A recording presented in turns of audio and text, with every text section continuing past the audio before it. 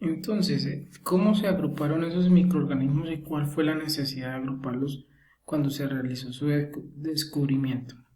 Entonces, a finales del siglo XIX, un científico alemán llamado Haeckel propuso la formación de un tercer reino que incluyera estos organismos unicelulares y lo llamó reino protista.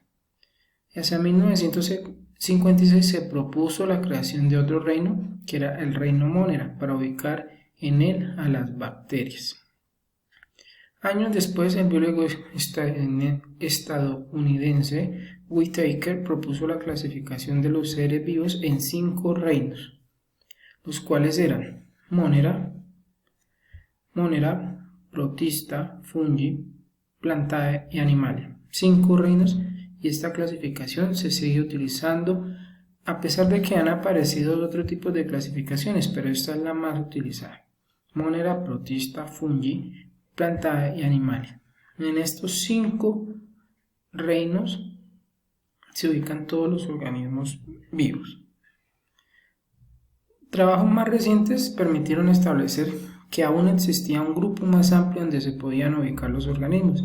Este grupo son los dominios y se establecieron 3 dominios en el cual están agrupados todos los seres vivos. Estos 3 dominios son el Bacteria, el Archaea y el Eukarya. Entonces, en el Eukarya se encuentran el reino protista, el fungi, el plantae y el animal. Entonces, en este reino se incluyen los organismos que poseen células eucariotas. En el Archaea, en el dominio Archaea y en el dominio Bacteria se incluyen los organismos unicelulares que pertenecen al reino Monera. Entonces, al lado derecho de su pantalla pueden ver cómo están clasificados los 3 dominios y qué reinos están incluidos en esos dominios. ¿Listo? Entonces, más adelante vamos a ver a uno por uno sus características y demás.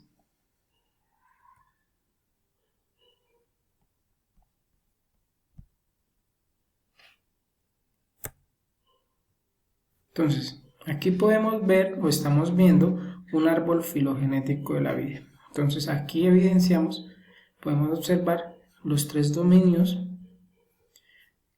que organismos incluye.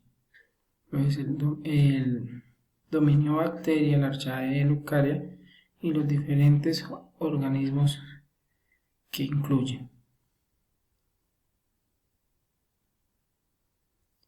¿Listo? Entonces aquí va otra pregunta para que tengan en cuenta y ustedes la vayan desarrollando en su cuaderno. Entonces, ¿qué características crees que permiten agrupar a todos estos organismos en un dominio? O sea, ¿qué se tiene en cuenta para agrupar una serie de organismos, ya sea en el dominio Bacteria, en el Archaea o en el Eukarya?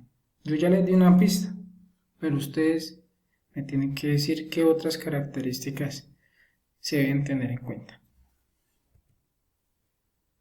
¿Listo? Entonces ahora les voy a hablar de una forma de escribir los nombres.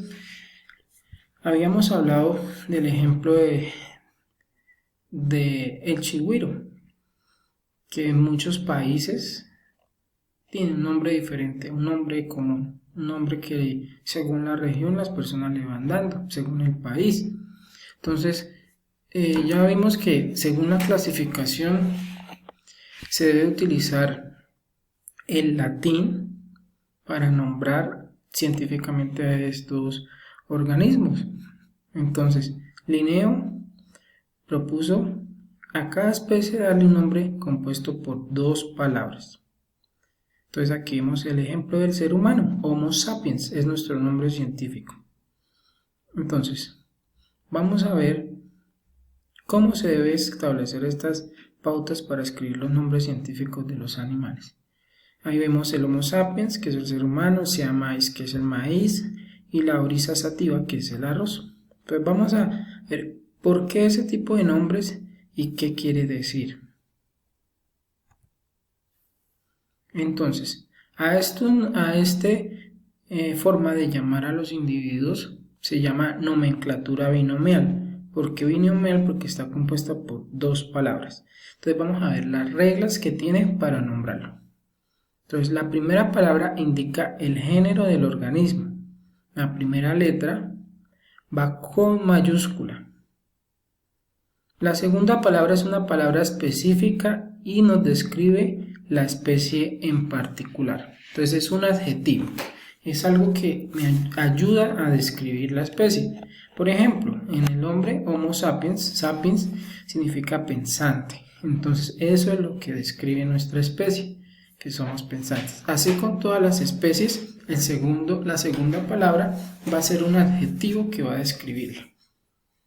¿Por qué se usa el latín? Se usa el latín como idioma porque es un idioma que no tiene variaciones, que es considerado una lengua muerta, no va a tener cambios y va a permanecer siempre de la misma forma. Entonces, ¿cuáles son las reglas para escribir y que ustedes deben tener en cuenta a la hora que escriban el nombre científico de una especie? Entonces, tiene que ir en cursiva y la primera letra en mayúscula. La segunda palabra de la especie va toda en minúscula y siempre en cursiva. Se puede abreviar el nombre, ¿cómo? Colocando solo la inicial de la primera palabra en mayúscula. Por ejemplo, nosotros somos Homo sapiens, colocamos H mayúscula, punto, y en minúscula la segunda palabra que sería sapiens. Si de pronto hay una subespecie o una variedad dentro de esa especie, se le añade una tercera palabra al nombre. Entonces, eso es otro de lo que ustedes me van a consultar para la próxima clase. Me van a consultar que una especie que tenga una variedad. ¿Listo? Entonces me van a consultar eso para la próxima clase. Entonces aquí podemos ver unos ejemplos de clasificación taxonómica. Entonces aquí hay un ejemplo entre un ser humano y un girasol. Entonces toda su clasificación y categorías taxonómicas en las cuales están clasificados estos dos organismos. ¿Listo? Ambos pertenecen al dominio eucaria porque tienen células eucariotas. Están conformados por células eucariotas. ¿Listo? Reino. Uno es el animalia o animal, el otro plantae o vegetal, también conocido. El ser humano está dentro del reino animal, el girasol en el reino vegetal o animal y plantae, como se debe ser correctamente. El filum o filo. El ser humano es chordata y el girasol antofita. La clase mamalia porque somos mamíferos y el girasol es Dicotyledoniae porque pertenece al grupo de plantas dicotiledóneas. Somos del orden de los primates. Entonces ahí podemos ver que estamos relacionados con los simios. Y el girasol asterales. La familia somos Hominidae, homínidos, y el girasol Asteraceae. El género es Homo y en el girasol Eleanthus la especie del ser humano es Sapiens, mientras que en el girasol es Anus. Entonces esta es la correcta clasificación taxonómica de cualquier organismo y es la que debemos aprender a desarrollar nosotros. Más adelante, pues paso a paso, vamos a mirar esto. Entonces, muchas gracias por su atención. Esta fue la explicación de la clase de hoy. Vamos a ir paso a paso y espero que le saquen provecho. Entonces, por favor, toman los apuntes si quieren volver a ver los videos y me presentan la evidencia. Para eso van a tener el tiempo necesario, la segunda hora. Y lo que transcurra, si tienen preguntas me las hacen. Bien, muchas gracias por todo.